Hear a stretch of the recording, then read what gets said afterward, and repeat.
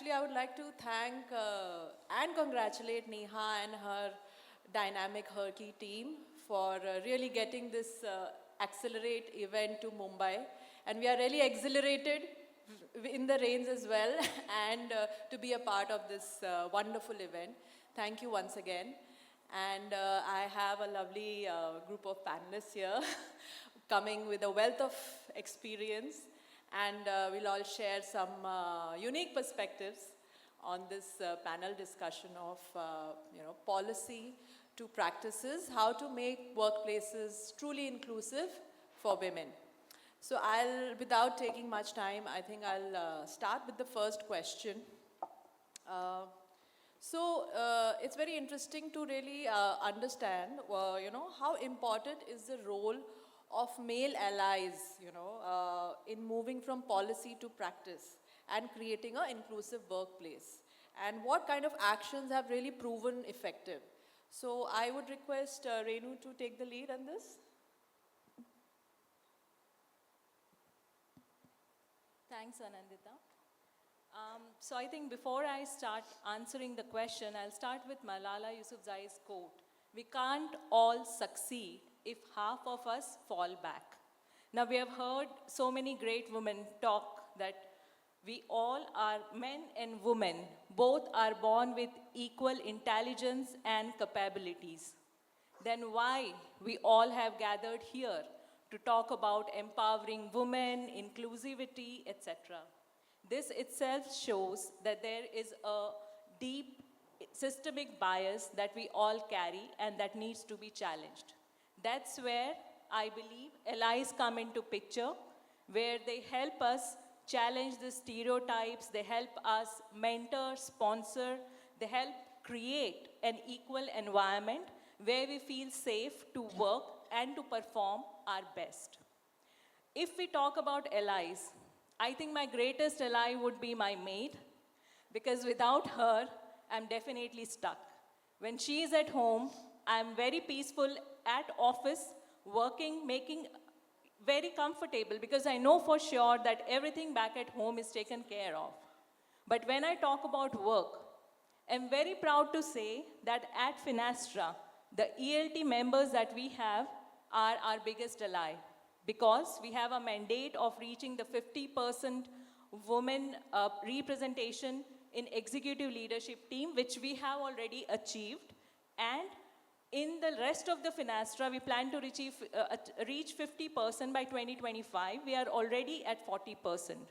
So it's great to work with executive team, which is conscious of the fact that we need to do a lot. We have already come a long way, but there are many things that we need to do in parallel. And that's why they have come up with many policies that help us make sure that we reach where we want to make sure that the work environment is safe and comfortable for everyone.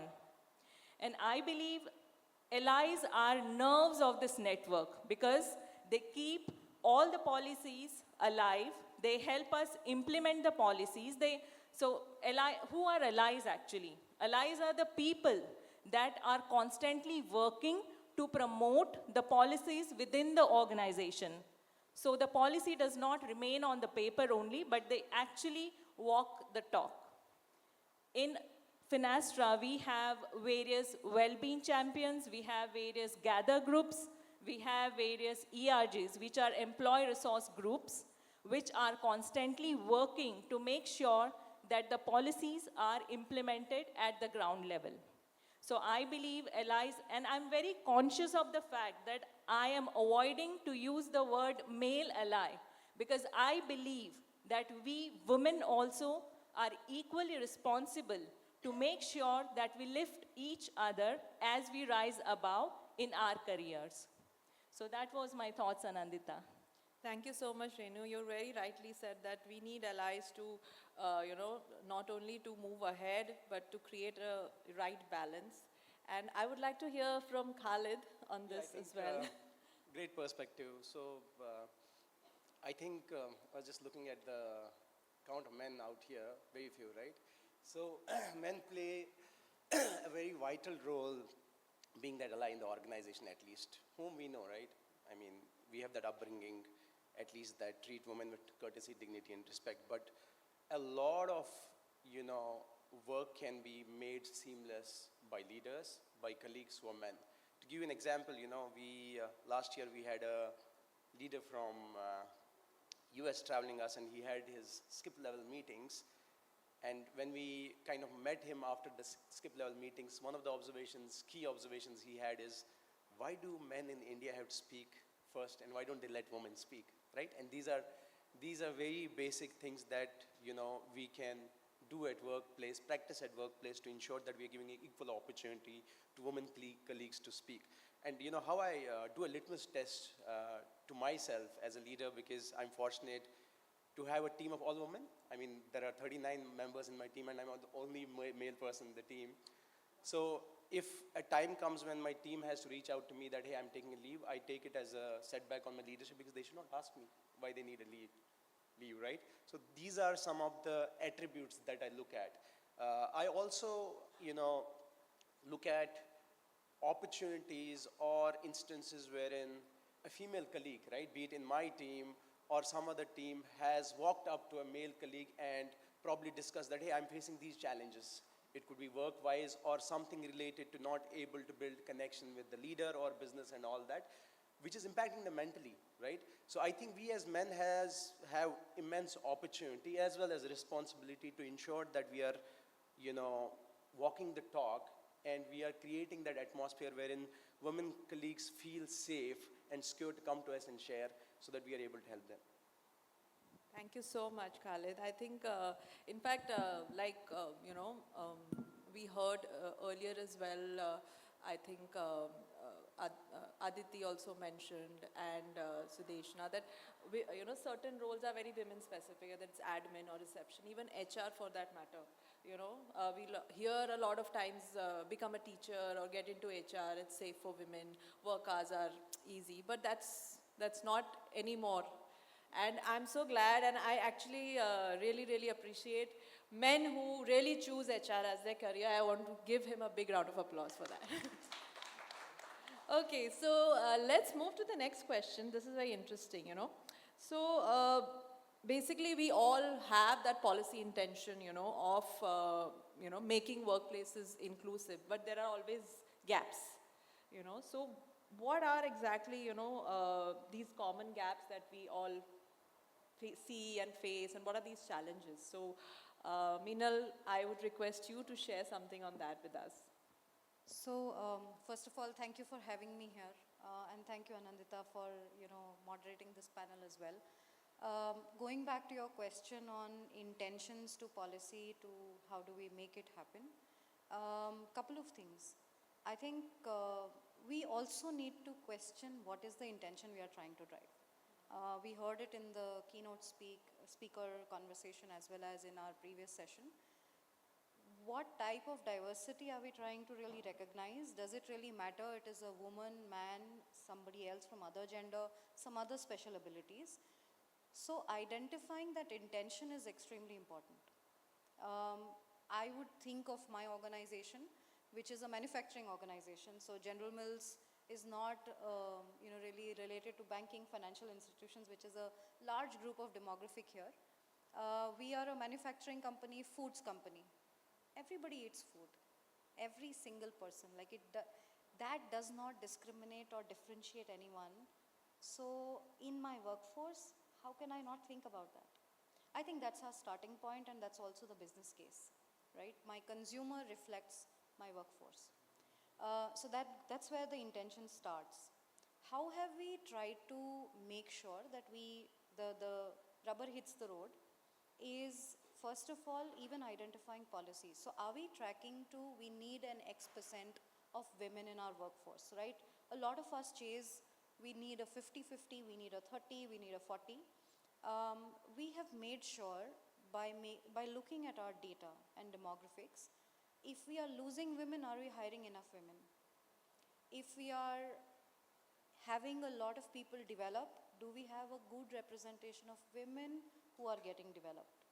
Are we looking at the pyramid of the organization and tracking to demographics? Sometimes it's not about reaching a stage of we need to get this done. It's also about what is the awareness that we have. So really talking to the leaders, to the management team about this is where we are and where do we want to go. The other example I'll give is, I think we spoke about the ERG group, right? And it plays a very important role. I think when we started the ERG group, women were coming together, right? For years they came together, they were very happy, they were enjoying talking to each other. But a few years down the line, they realized, why are we here and why are men not here? Because even they need to know what we are talking about and what do we need. So we started including our men allies. Okay, and I specifically use the word male allies and men allies because it was extremely important that we bring them in the same room to hear what are the challenges that women are talking about. Fast forward, we started hearing, why do we even meet? Like, women don't need these forums, right?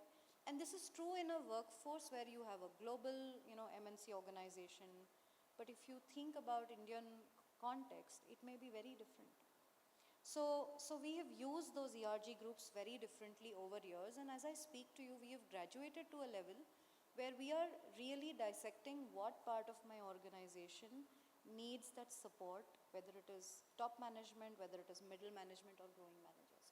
So these are some examples that I can leave you with and with the audience, and we can definitely have a further talk. Thank you so much, Minal. Anyone would like to add? Yes, Shavee, love to hear you. I think we should be deliberate. We should be deliberate. We should want to do this. And there's nobody external. It's you. So you decide, right? So if you think you can make the change, that's all you need to believe, right? All of us are HR people. It starts from there. Don't need to normalize to what was before, right? I'll give you an anecdote. It's silly, but I'll give you. Somebody said, be like sugar in a teacup. So I'm a little abrasive, so I tended to turn around and say, no, I think I'll be iPhone. Let me change the world, right? I think it's important to think like that sometimes. So just yarn. I think it was a wonderful anecdote. Yes, I think Khalid. the other perspective is working. So morning learning, right? So when I entered, I reached late, and because of which the discussion, got shifted, right? But, the HRBP team, they reached out and they assured that it's okay to be late, right? Now, if you look at someone who reaches out late, the first perspective we make about the person is, hey, why is this person late? Because of this guy, the entire discussion had to be pushed off, right? That is one side of the story. The other side of the story is trying to understand, being compassionate and empathetic about the fact that what is the reason why this person is late, right? So that's what, creates a difference between what you call as diversity and walking the talk in terms of inclusion, right? I mean, great effort by team. They called, hey, assured that nothing to be worried about. We have moved the discussion. It's okay to be late, and this is where we are, right? So I think in organization, when leaders walk the talk and build that culture of inclusion, team members practice that, and that's what I've seen in the morning, right? So that's a very fresh example of how inclusion can be practiced at workplaces. Absolutely. Thank you so much, Khalid. So we just heard that, yes, we need the intention, to make the policies, to get them to practice them. But how do we really measure the effectiveness? That's very, very important. And, how do we identify those indicators? And, if you could just throw some light on it, Khalid, would you like to take Yeah, the this is an important one, right? Because all of us are trying to check the box, but we don't deep dive into what happens later. And I think all of us are, kind of trying to pitch in with that. And there are some examples wherein each of the companies tried to do something or the other, then later realized why, right? So understanding why part of it is very important. So I would like to start with data first. Data is important, it's the currency. So I firmly believe data is our eyes and ears, right? And if we are not able to investigate data effectively, right, we will have impaired understanding about what is happening. So what I mean to say is, while organizations are trying to put effort to drive diversity, inclusion, equity, and belonging, getting in policies and all that, right? How much of this is actually effective in making difference is something we need to understand. Very important, right? So, and I think we should start with basics first, then probably talk about, what are the opportunities in my experience, and it may vary from organization to organization, industry to industry and all that, right?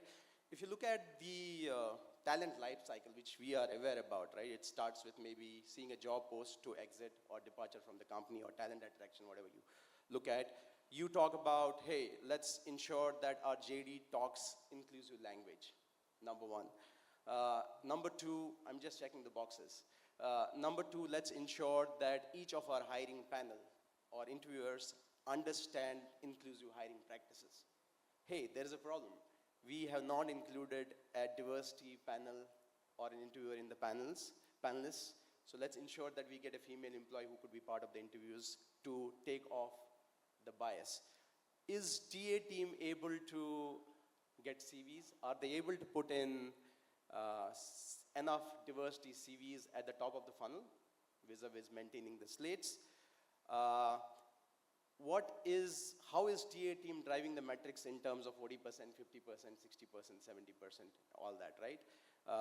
Then, ahead of the game, when people join in, do we have learning and development opportunities to be able to help them grow once they complete, say, 18 months, 2 years in the organization, so on and so forth, right?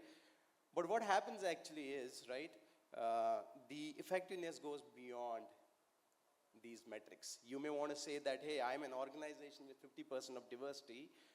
I would recommend each of the hiring leaders or talent leaders to look at data of last 18 months to 2 years of hires and see how many females joined at mostly entry-level roles, right? Because that's where the bottom of the pyramid is in terms of maximum numbers, and see where are they in their career journey after 2 years.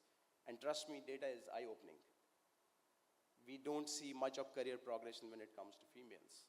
And who is going to take responsibility of that, right? So there is a need to ensure that leaders are walking the talk. There is a push from the top, and leaders are creating the culture of ensuring that their managers are their mentors. They're not just driving daily numbers, productivity, but also ensuring that they're nominating their female colleagues. Oftentimes what happens, CHRO will come with a great L&D program and all that, and you see the nominations, very few nominations coming from females in the organization. And when you deep dive, most of the answers that you get from managers are they do not want to opt.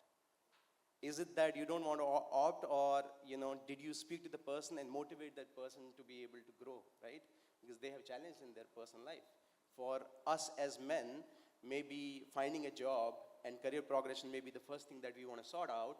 For a female, she's already having a lot of battles at home, taking care of kids, taking care of kitchen. She's already managing a team of maids and all that at home, right? So it's not easy at all. So I will also recommend, the TA leaders and HR leaders to look at how many applications have we gotten in the entire year, right? Not just the outcome, and see, are females looking at our organization as a culture where they would want to work and thrive? And more often than not, you would see that if your story is not talking about your culture, if you are not bringing in authentic stories of females who have grown in the organization last 2 or 3 years, females tend not to apply to those roles. And we have seen this with data, right? And then ERG groups, they work really well.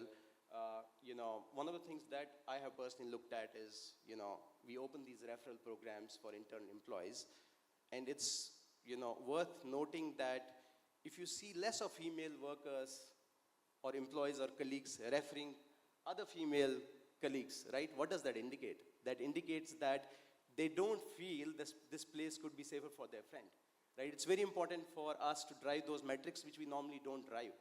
We talk about, I'll go on and please stop me. We talk about returnship programs, right? It's trending.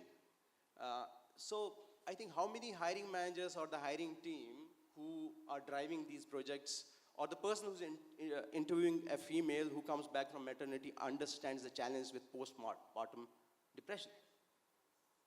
right? So there is a need to sensitize, create that awareness.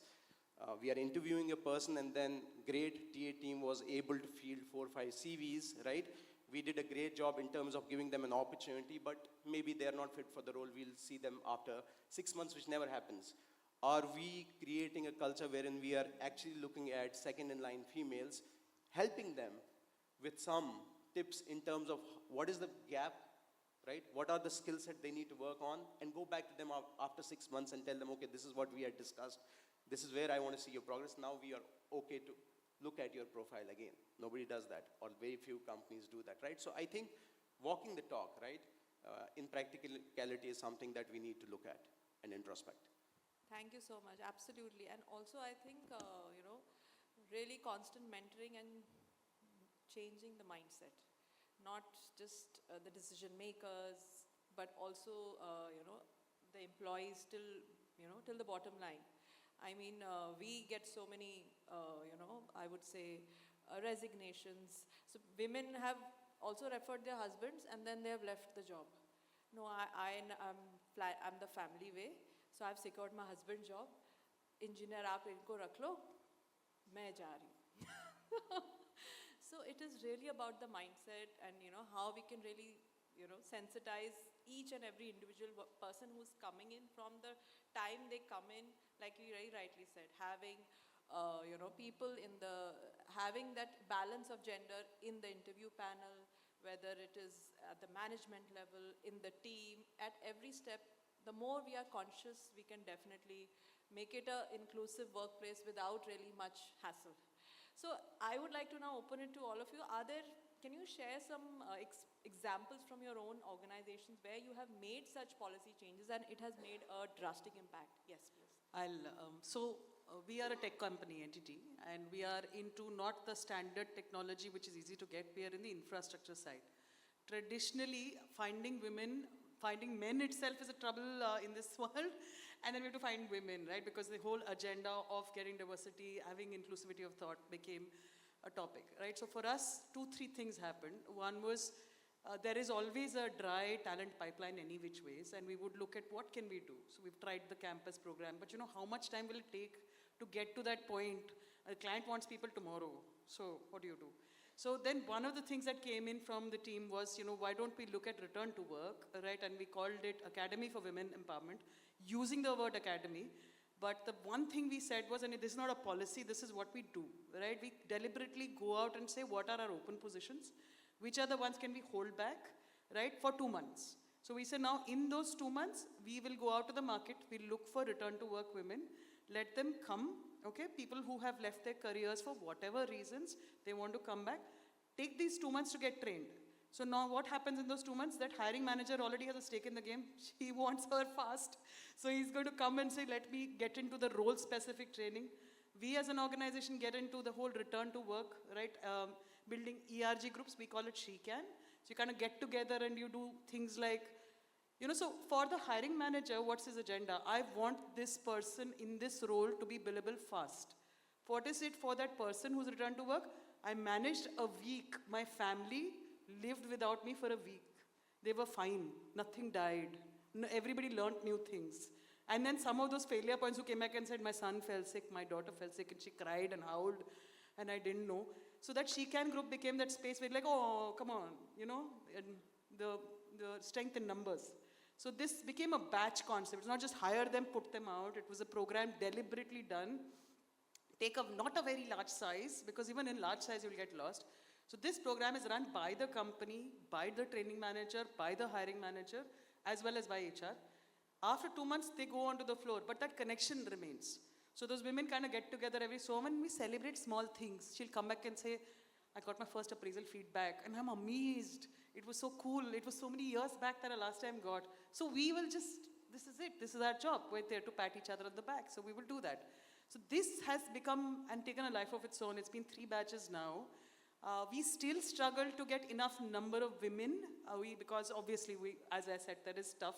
But I think HRBP will help. We're going to do something somewhere where, we need to go out not to the standard LinkedIns. We have to go out to those WhatsApp groups where mothers get together and saying, what time is the bus coming, so what's the scene with the homework, right? So those are the groups where we need to go and say, acha, so in case you're interested, identity data is looking for people, this is our skill sets, come.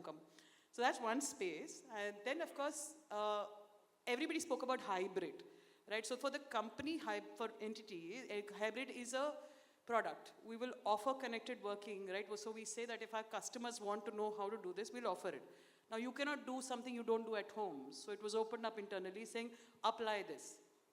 We tried the Monday, Friday, no, Tuesday, Wednesday, okay, early morning and all. And then we chunked it and said, it will be flexibility that you can apply, whether it is work day, work week, it is yours, right? It is specific.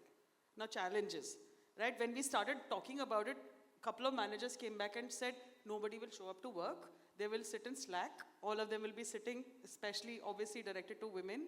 They'll be cooking, they'll be taking care of their children, they'll be drying clothes, right? There will be also women who came and said, my mother-in-law doesn't understand. My children don't understand that I'm at home, I'm not theirs, right? So even if I set my room on lock and key, they just need to irritate. So we said, okay, we will put policy. Now policies are rules, right? But inclusion is a belief. So if you want to believe, if you make the belief popular, you need a policy. So in between this came the space of training. So we actually, and I wrote it down, because we deliberately did this. We said we will get people together to say, are you ready to work from home? Now what did it mean? Do you have the infrastructure? You want to work from home, but hey, I don't have, I don't have network connectivity, I live in a remote place, don't work from home. Why do you want to do that to your career? Right? Come to office. So that's the first step. Second, of course, roles cannot be. You could be in a role which is with a bank. You really cannot, obviously, you cannot be working out of what is called a SOC, in our case, a secure place. No. But what can be work from home, then what? Then comes the space saying, okay, so now the challenges. She's going to Slack, he or she is going to Slack, they're not going to be, prepared. So let's just tell them, right, that there are these things called core working hours. 11 to 4, be online all the time. Be online. Say I'm out for lunch. It's fine, right? So communicate through the other channels. Don't just, don't keep your phone somewhere where you're somewhere. It is a working hour. So we did deliberate trainings around it. We even, to the extent of went back and said, this is not good behavior. This can get you in trouble. That was important, because then you know that these are my boundaries. Beyond this, if you go, you're in trouble. But this is fine. Show up 9 to 5.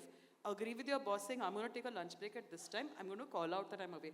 So it was really not in the policy. It was really in the conversations, in the trainings. It was really the dialogues with both parties, right? Wherein that person who said, but I want flexibility, we said, no, you want a holiday. You don't want flexibility. Take it. Take your leave, right? But if you're going to work from home, work from home. So. Yes, please go ahead. I can add something very different. So sometimes we think that development just happens in classrooms. And I think with coaching, with mentoring, sometimes there are those blur lines as well. And we as an organization decided that let's step back and see where do women really need help, right? So this is that layer where we are talking about middle and senior level of women leaders who are smaller in numbers, but they are not as small, thankfully. We are at a very good percentage that way. That I can't really manage each of one of them with a special coach, especially needed to themselves. We actually stepped back and we started a program which was a group coaching. So we partnered with someone who is externally, who's a very well-known coach. We brought her up and we said, okay, let's bring this whole group cohort together and try to do a group coaching session. It's not easy. It's not simple, because each one of us came from very different backgrounds, very different functions, departments. Somebody is from supply chain and somebody is from technology and somebody is from HR. And we are a cohort. Like, we have to really be vulnerable to each other. We are leaders on our leadership teams and still be, really learning with that. So that group coaching, I would say, is one very differential initiative that we've tried in last 2 years, and it has worked wonders. It has done two things. We talk about these communities and these ERG groups, but it's really helping form these women at a particular type of jobs, really network with each other and have empathy and know what each other is doing. And then it amplifies the amount of work that we are doing in our spaces.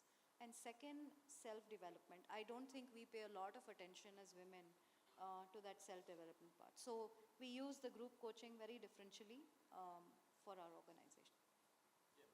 I think continuing from about training, so initially we had just one standard training program, one size fits all for all women employees.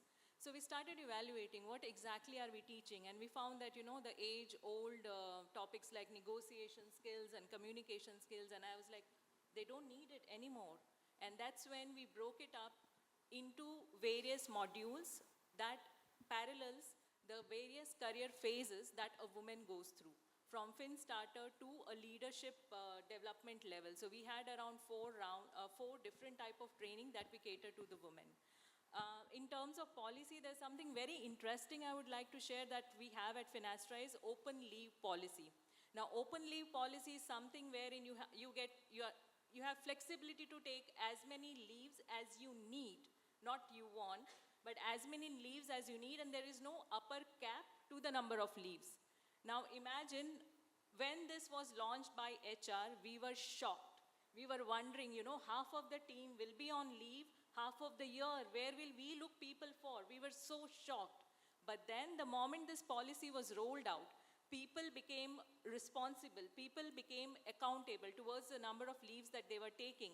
And we realized that people are taking less leaves compared to the original policy leaves. For example, if it was 40 days leave per year, people were taking hardly 20 when it was flexible. So that turned out really in our favor, and we see more women employees also walking in, not that they need too many leaves, but they have the surety in back of their mind that they'll get leaves when they want. Okay, thank you. You have to be inclusive, so you'll have to allow me just a minute. I know time's up. So talking about policies, right? So if we would have asked this question back in 2022, 2023, who crafts policies? Human, right? But now it's human plus chat, GPT and all that, right? But it's interesting fact about the execution of policy that it is humans, you know, who have to deliver it. So whenever I have reached out to a female colleague at workplace and probably pushed or tried to empower that, hey, I want you to take up this project and lead this, most often or not, you know, there is hindrance. But the moment you say, don't worry, I have your back, trust me, they have done phenomenally well, and they have done it better than the person who wanted to volunteer or who had, you know, taken up those projects in the past.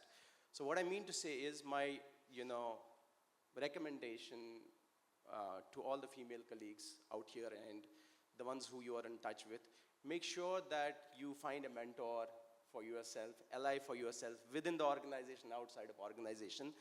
Having a sense that someone has your back works wonders. Thank you so much, all of you lovely panelists. I think we are almost in the end of this lovely panel.